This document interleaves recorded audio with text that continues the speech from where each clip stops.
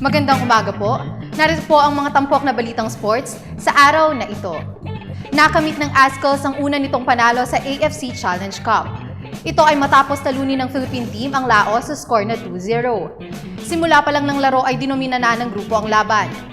Ito ang unang beses na natalo ang Laos ng Pilipinas sa international competition. Sa ngayon ay mayroon ng 4 points ang Azcals at siyang nangunguna sa Group B. Sunod naman na makakalaban ng Azcals ang Turkmenistan na gaganapin sa Sabado. Sa boxing, tinapos na ang sparring sessions ni 4th Division World Champion Nonito Donaire Jr. bilang paghahanda nito sa nalalapit na laban kontra South African World Champion Simpiwe Vetieka.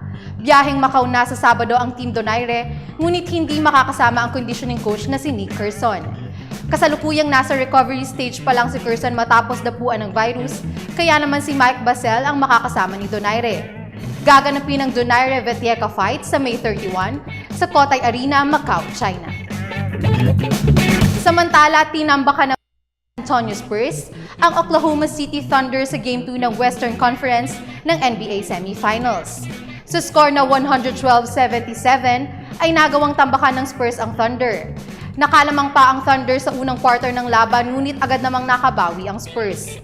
Pinangunahan ni Tony Parker ang koponan na umiscore ng 22 points, habang si Danny Green naman ay nakapagtala ng 21 points. Dahil sa panalo, hawak na ng Spurs ang 2-0 na kalamangan sa serye. At yan po ang mga tampok na balitang sports ngayong umaga. Ako po si Hazel Ann Salubon para sa Good Morning Boss. Balik sa inyo, Diana San.